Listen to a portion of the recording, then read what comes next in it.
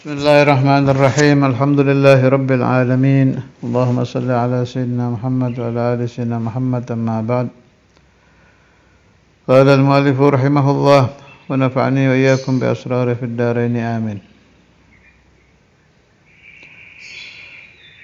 وقوله تعالى dan firman Allah Ta'ala wa idh akhadallahu mitsaqal ladzina utul kitab la yubayyinunnahu linnas wa la yaktumunah wa huwa ijabun litta'lim.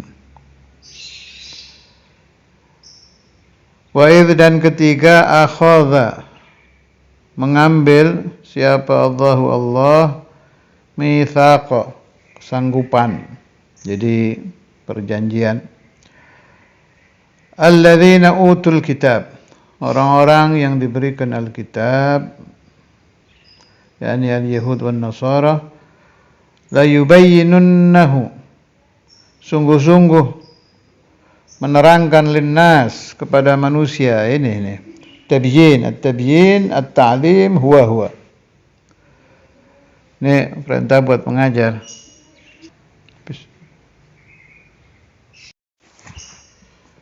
La yubayyinunnahu linnasi wa la yaktumunah. Jadi perintah tabyin alias ta'lim, mengajar, memberitahukan orang. Wa la yaktumunahu, dan tidak boleh mereka menyembunyikan, kitmanul ilm, menyembunyikan ilmu. Apakah kitmanul ilmi itu masih terjadi di zaman kita ini, di tempat-tempat kita ini sehari-hari? Sering, tanpa disadari itu. Kadang karena sikon, fakatama ilmahu, kadang karena merasa tidak diuntungkan, fakatama ilmahu, macam-macam lah penyebab kitman itu.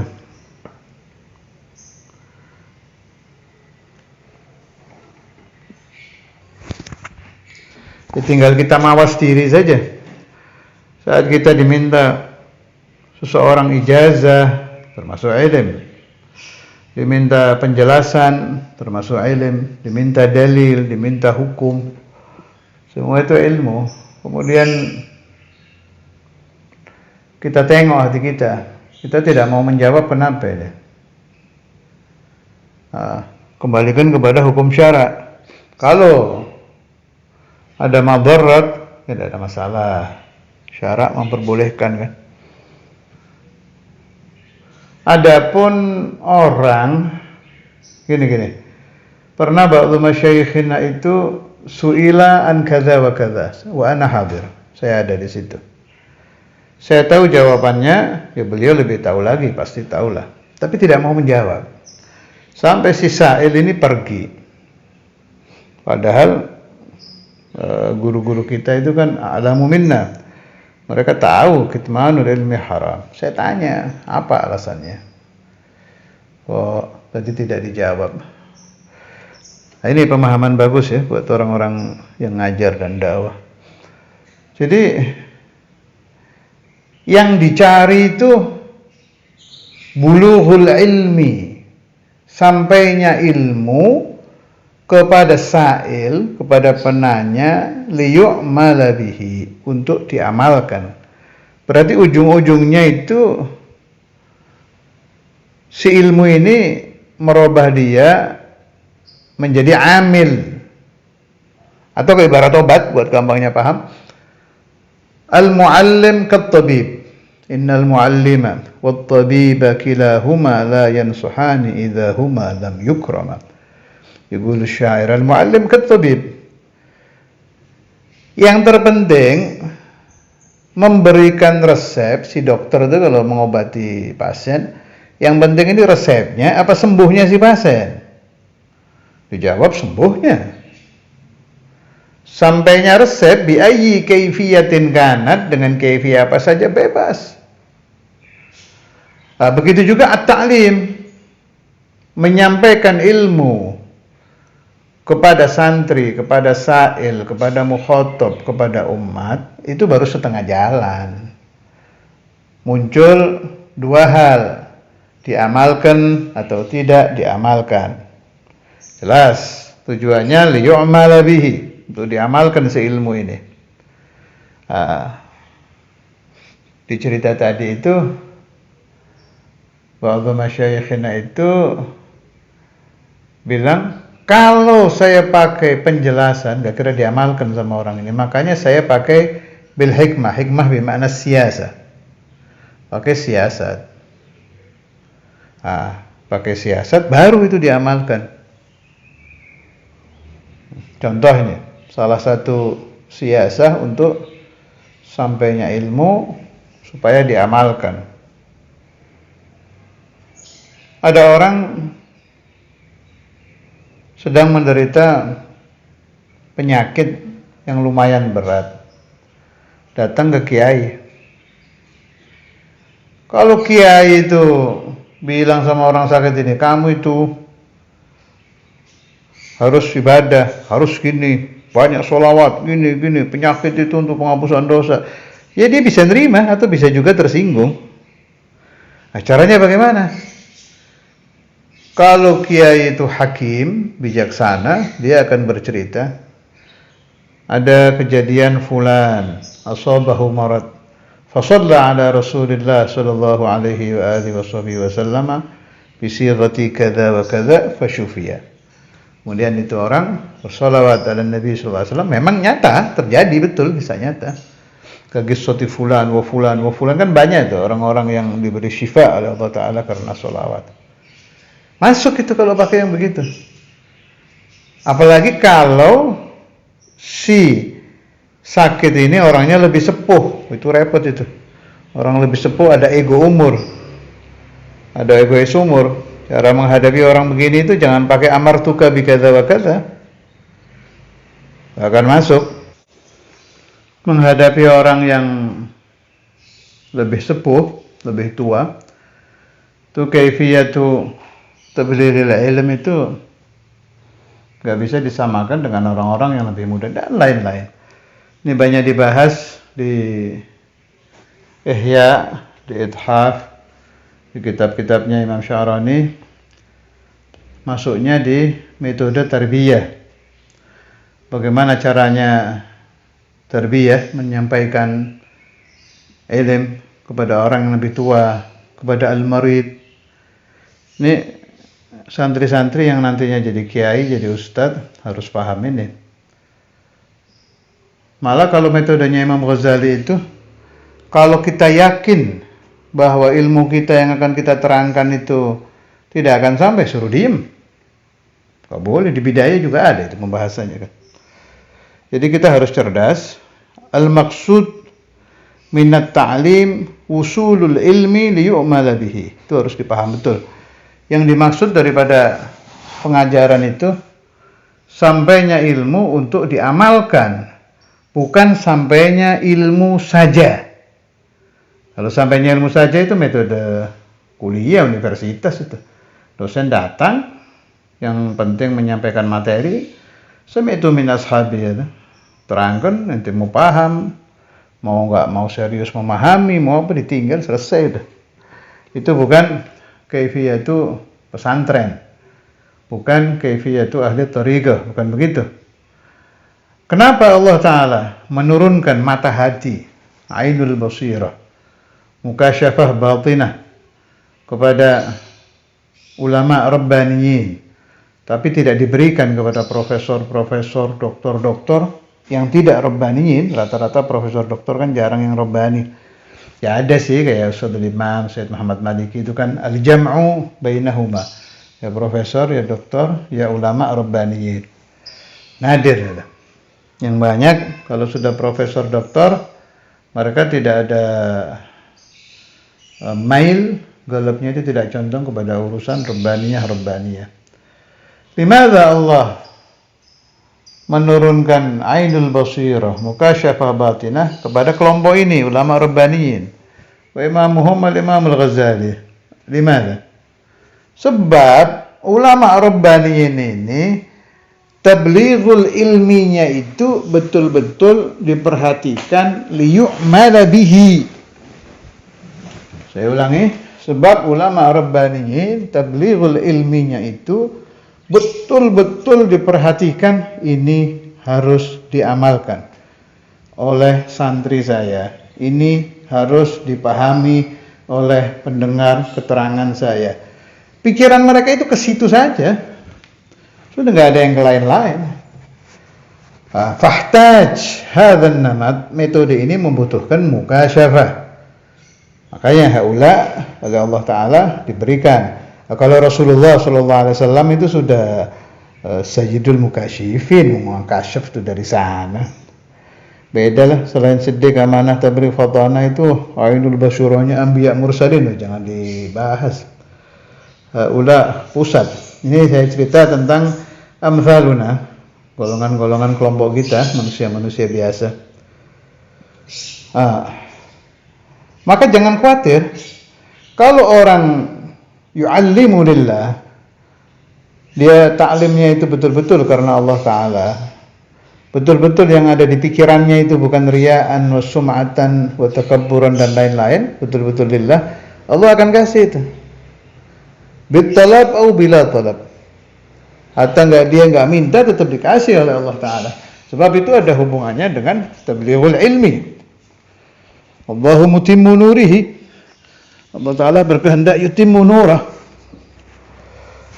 Makanya ada keterangan fi ba'dil kutub, wala yanbaghi, tidak boleh seorang an yatlubal mukasyafata, untuk meminta mukasyafah. Kenapa tidak boleh?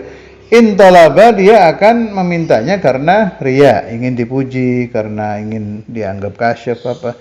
Tapi meskipun mayatlub bakal dikasih kalau memang taklimnya dia membutuhkan itu. Naam, ada kelompok lain.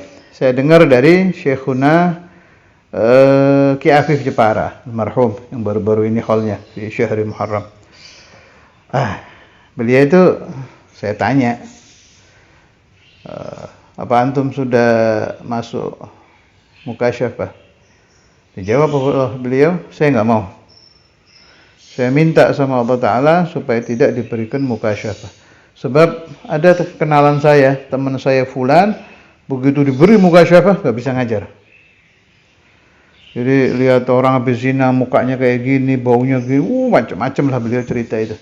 Fatawajjah ilallah, karena beliau tetap ingin langgeng yu'allim, ingin rutin di dalam at-ta'lim, wat-tabligh, wal-irsyad, dan lain-lain. Dan Allah diijabah oleh Allah Ta'ala, tidak diberikan mukasyafah.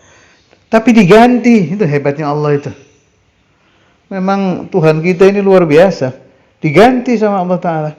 Akhirnya, kalau beliau mengajar itu, oleh Allah Ta'ala, tengah-tengah nerangkan, tahu-tahu dituntun ngomong ini, ngomong itu, ya gul kaza, yang sesuai dengan amalan-amalan harian para pendengar, yang sesuai dengan penyakit-penyakit yang diderita, penyakit hati maksud saya, yang diderita para pendengar. Itu yang terjadi di Syekhuna Ki Afif. Ada lagi yang terjadi di Al-Habib Al-Imam Al-Qutub Abdul Qadir bin Ahmad As-Saggaf Jeddah. Ini riwayat saya dengar dari almarhum Sodiguna Muhammad bin Ja'far Al-Mukhdar, Surabaya. Beliau waktu itu hadir di salah satu majelis yang dihadiri oleh Al-Habib Abdul Qadir bin Ahmad. Habib Abdul Qadir bin Ahmad ini banyak dakwah di Indonesia zaman beliau masih muda, zaman beliau masih sehat. Nah, satu waktu ada satu Habib sepuh di sebelahnya Habib Abdul Qadir itu, kelihatan Habib Abdul Qadir nunduk terus gitu, menundukkan kepala terus. Setelah agak lama nunduk, si Habib ini karena sepuh ya berani nanya kan. Tanya, "Ishfi Habib, ada apa?" Habib Abdul Qadir nengok, bilang, "Asyuf gulubal hadirin," gitu. Saya melihat hati-hati orang yang hadir majelis saya ini. Dah, intahar riwayah. Ma makna hadza? Jadi Habib Abdul Qadir bin Ahmad mau mengepaskan apa yang harus diutarakan harus pas dengan penyakit para pendengar. Nah, kalau sudah sampai ke magam ini itu disebut muallim rabbani. Alim rabbani. Cara dokter itu dokter yang spesialis, malah di atasnya, yang pas, sesuai betul dengan al-amrad yang terjadi di murid-muridnya, di santri-santrinya, di para pendengarnya. Wa kama bayyana lakum, jadi ada dua itu ya, ada yang Allah Ta'ala memberikan ainul mukasyafah, sebagaimana di Habib Abdul Qadir bin Ahmad, wa amthaluh. Ada yang Allah memberikan tadi ucapan si ustadz, ucapan si muallim mutabik, cocok, pas dengan pendengar. Itu kama waga di Syekhina Ki Afif wa amzalih. Wa ahlu hadzal magam sendiri-sendiri. Kalau Anda bertanya, saya harusnya minta yang mana? Jawabnya, ala masyiatillah. Terserah Allah Ta'ala menempatkan Anda, in kunta mukhlisan, di kelompoknya Habib Abdul Qadir bin Ahmad, yang pakai Ainul Qalbi, atau di kelompoknya Ki Afif, yang bayannya itu dipaskan oleh Allah Subhanahu Wa Ta'ala. Allah yaftah alaina wa alaikum futuhal arifin. Wa qawluhu ta'ala, wa inna fariqan minhum la yaktumuna al-haqqa wa hum ya'lamun. Wa inna fariqan, dan sesungguhnya satu kelompok, minhum, dari mereka, ahlul kitab, la yaktumuna al-haqqa, mereka sungguh-sungguh menyembunyikan al-haq, kebenaran. Kitmanul ilmi, qala Rasulullah sallallahu alaihi wasallam, atau kama qala, katimul ilmi mal'unun, orang yang senang menyembunyikan ilmu dilaknat. Wa hum ya'lamun, wa hum, dan mereka ya'lamuna, tahu. Jadi tahu tapi tidak mau ngajar. Tahu tapi tidak mau menjawab. Bukan karena sedang menjalankan namatud dakwah, tapi memang enggak mau aja. Katimul ilm, bahwa, dan keterangan ini tahrimun lil kitman, menerangkan tentang haramnya kitmanul ilmi. Siddiq, amanah, tabligh, fatonah ya. Kitman itu lawannya tabligh. Mustahil kalau anbiya mursalin enggak ada kitmannya, pasti beliau itu tabligh. Ada dulu Syekhuna Al-Habib Syekh bin Ali Al-Jufri itu, di salah satu ceramahnya itu beliau ngomong, kita ini harus meniru para nabi dan rasul. Para nabi rasul itu siddiq, amanah, tabligh, fatanah. Kita harus sama, harus siddiq, amanah, tabligh, fatanah. Lawannya itu kadzib, khianah, kitman, balada. Ini harus kita jauhi. Ini omongan sederhana, tapi kalau dihafalkan dan direnungkan, dalilun kafin lil ulama. Kalau orang ingin menjadi kiai benar, alim benar, mubaligh benar, ya pegang 4 itu. Siddiq, amanah, tabligh, fatanah. Jelas kalau Nabi siddiq, amanah, tabligh, fatanah itu wajib, bermakna 24 jam kali seumur hidup, tidak pernah lepas dari itu. Kalau kita yang enggak lah, kita harus usaha. Bisa iya, bisa tidak, namanya kita bukan nabi rasul. Ingin siddiq, ya latihan, mujahadah. Baca kutubul ulama, baca kutub Sya'rani itu. Mesti kan beliau ngomong itu, wa yahtaju, membutuhkan bagi orang yang ingin sehari-harinya tidak dusta, untuk dididik oleh mursyidun yursyiduhu ila dzalik. Tanpa ini tidak mungkin. Jadi kalau kita itu siddiq, amanah, tabligh, fatanahnya itu bil ikhtiar. bil kasb wal ikhtiyar, bil jiddi wal ijtihad. Man jadda wajada, boleh itu dimasukkan ke siddiq, amanah, tabligh, fatanah. Untuk kita ini, ingin siddiq, jadda. Ingin amanah, jadda. Ingin tabligh, jadda. Ingin fatanah, jadda. Dan memang fatanah bisa dikasab ikhtiyari, bisa lah. Itu cerita Imam Buwaiti, Imam Ibn Hajar, insahal hikayah ya. Kayak Imam Ibn Hajar al-Haythami ya. Terus Imamul Buwaiti dan lain-lain. Berhasil jadi alim asrih. Padahal sebelumnya belum menemukan yang namanya fatanah kan. Belum lagi zaman sekarang di mana dokter-dokter bisa ngasih tahu minum ini, minum itu, tinggalkan ini, tinggalkan itu. Di kitab-kitab kita juga ada kan. Kalau lagi baca kitab kan kadang kita ketemu itu. Wa hadza mufidun lil hifdzi. Tinggalkan ini menyebabkan Anda sulit hafal. Bisa, jadi jadda serius ingin fatanah ya wajada. Wa amal anbiya wal mursalun. Beliau beda, dari bayinya sudah dicetak fatanah, sudah dicetak siddiq, sudah dicetak amanah, sudah dicetak tabligh. Bedanya kalau untuk para rasul tablighnya wajib, kalau untuk anbiya kan jais, itu aja bedanya. Tapi bukan berarti tidak tabligh. Sering orang salah paham tuh di rumus itu.